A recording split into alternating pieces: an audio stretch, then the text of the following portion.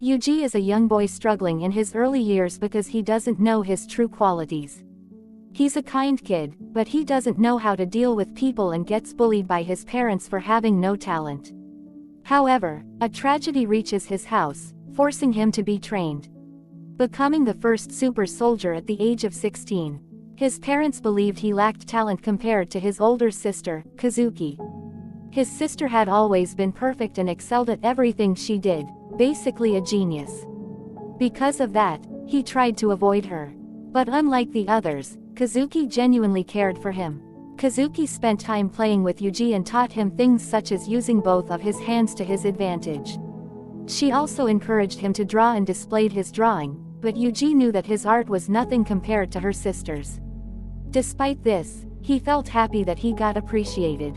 Later that evening, however, their father, Ryuji, became upset and ordered Kazuki to remove Yuuji's drawing since he thought it was a shame to their family. The following day, Yuuji encountered Kirihara Rei, a peculiar man.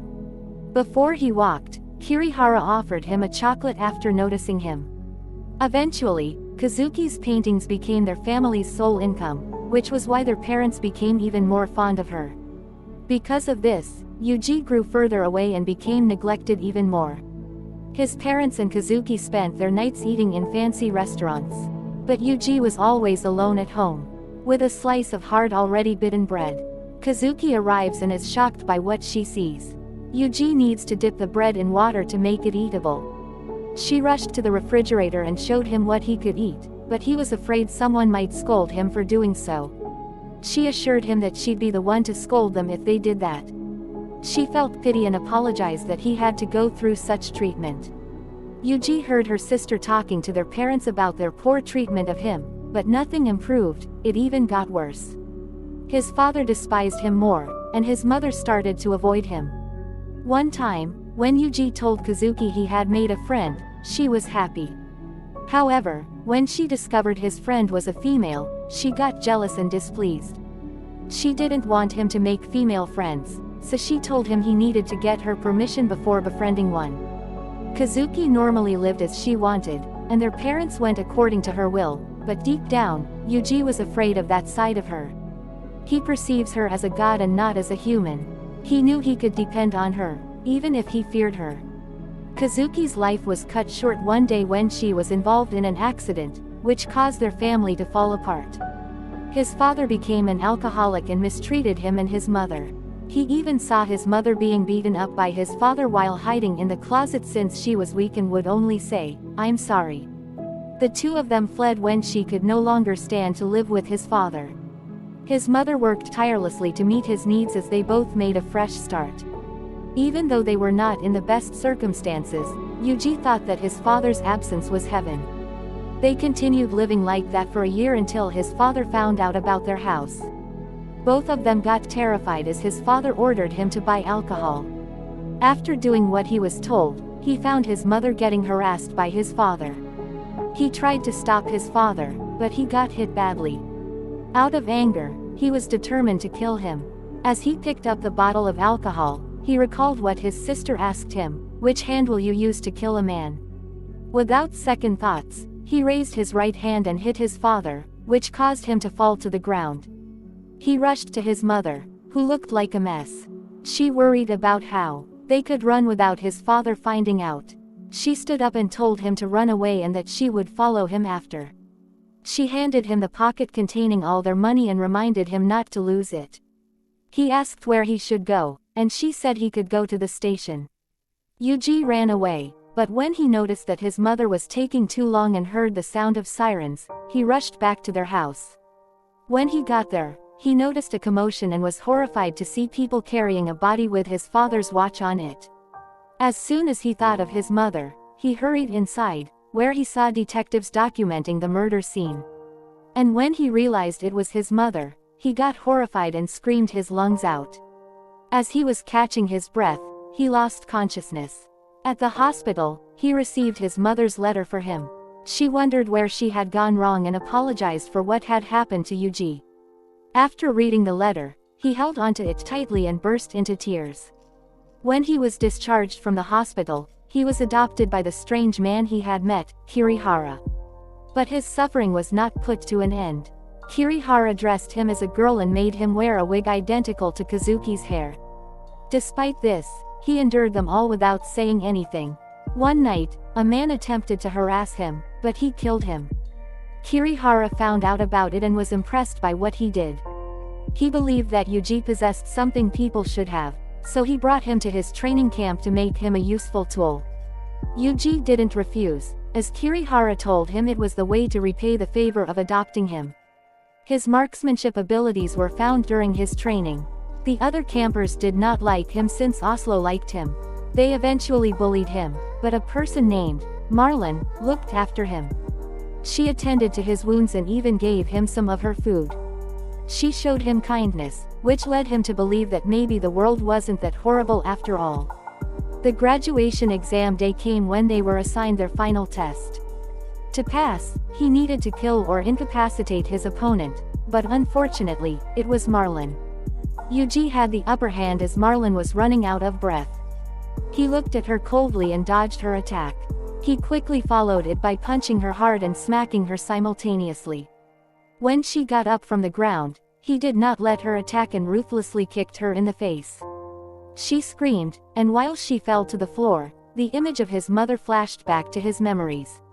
Because of that, he started thinking he might end up like his father. He yelled as he began to lose control of himself, but upon doing so, he got hit by Marlon, which caused him to fall to the ground. She laughed as he punched him, and as a final blow, she kicked him into the air, which knocked him out. Marlon cried to him and apologized to Yuuji after the fight. Since his mother had said the same thing, he didn't want to hear such words again. He felt helpless and weak. That was the last time he saw Marlon, as she passes away in her first job. After 2 months, Yuuji was given an actual mission to determine whether he would graduate. He was tasked to assassinate people, which he found simple. The CIRS tried to investigate those cases, but they only knew that he was a mysterious boy since they couldn't find a lead about his identity with their investigations. But the mystery was put to an end during the night of the CIRS operation, where they infiltrated Oslo's residence and found Yuuji. Yuuji was discovered by Asako in an underground tunnel while he was tied up and ended up being rescued by her. Asako had taken care of him and their home was in the woods. He spent his days staring into nothing. Thus their first few days were not nice. He met JB there, who was Asako's friend and co-worker. Asako decided to bathe Yuuji as she was conversing with JB. However, they found several bruises and scars all over his body. Asako offered him food after learning that he was nothing more than skin and bones. They were interrupted while eating when Yuuji yelled out of nowhere after killing the fly on the table. He puked as his past traumas came back. Over time, Asako and Yuuji got along with each other. She gave him a dog which he named John. He became fond of John, which made him happy despite his traumatic past. Asako began training Yuuji. She taught him to be fast, use his strength the right way, and read books to gain wisdom. He also learned that she worked for CIRS, a Japanese-American anti-terrorism organization. The next day, Asako taught him how to shoot his target accurately and promised to give him a prize when he hit it. Fortunately, he hit the target, and when they got home, he saw a large case on the table. Asako told him to open it. He found a gun. Yuuji got excited and picked up the gun to try it. She takes Yuuji for a hunt, but when they got into the woods, he struggled to kill the deer as he was haunted by the past again. Then again, Asako let him be as she told him he was just a kid. Yuuji heard John barking in their house the next day. He looked around to see if Asako was back, but he was terrified when he saw that a bear had broken into their home. He rushed to get his gun, but when he gets back, he sees a lifeless John hanging on the bear's mouth. He aimed the gun toward it but still struggled to fire at it. As he kneeled on the floor, he called John's name, and once again, he chased after the bear by following the blood tracks of his dog. While chasing it, he was determined to get John back, as he treated him as his family. When he saw the bear, he tried to aim again but slipped into the snow and accidentally fired the gun somewhere else.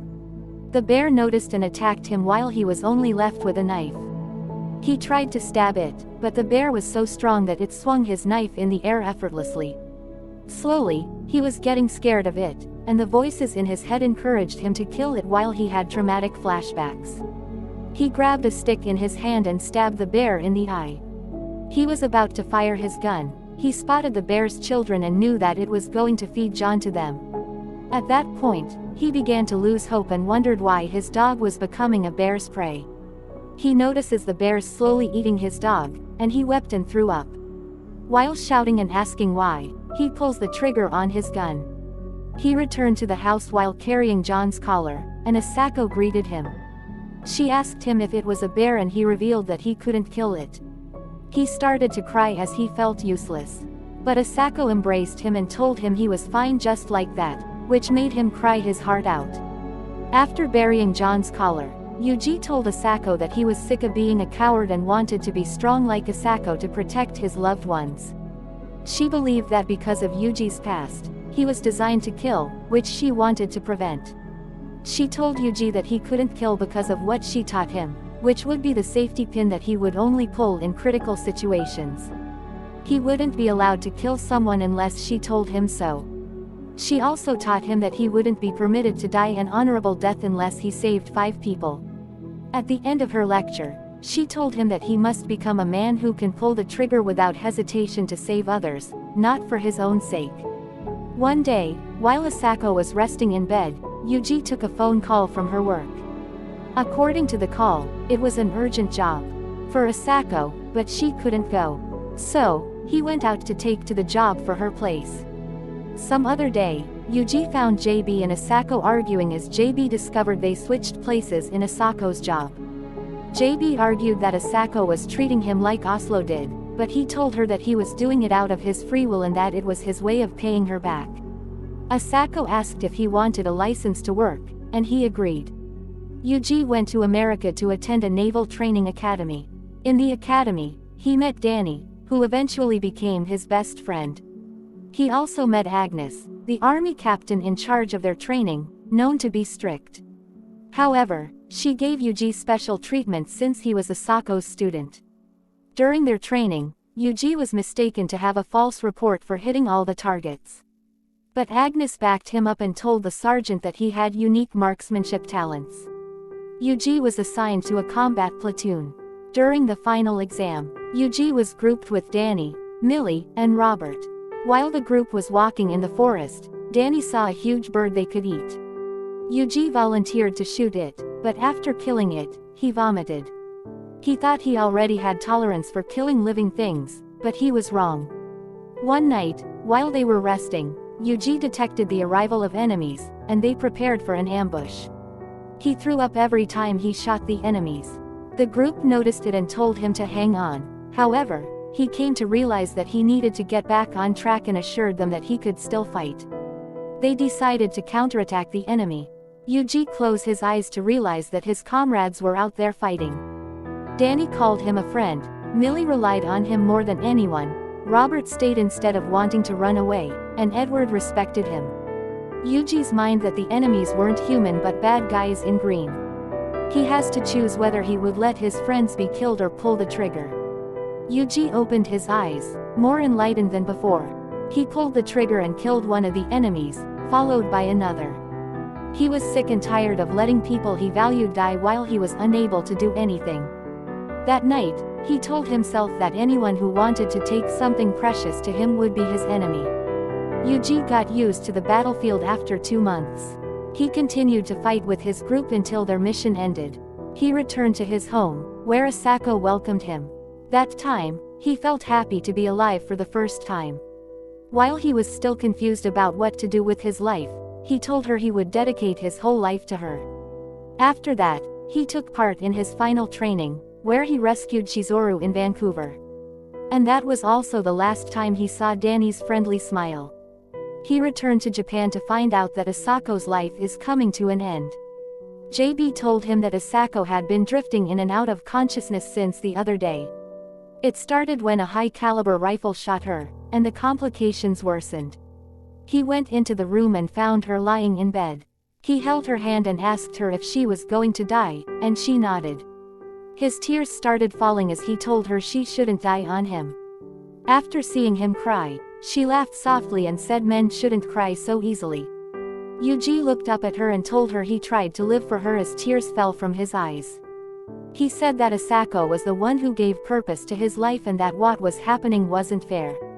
He refused to accept that she was fading away and that she was why he had someone to come home to. He looked down as he realized he was going to lose someone again, and he couldn't do anything about it again. He began to ask what would happen to his future without her. JB told Yuuji that Asako probably wouldn't be able to make it at the end of the day. He spent his time beside her bed while she talked about stars. She laughed softly and told him she was getting tired, so she asked if it was okay to go to sleep. He closed his eyes and gave her permission, where he wished her sweet dreams. After that, she never woke up again.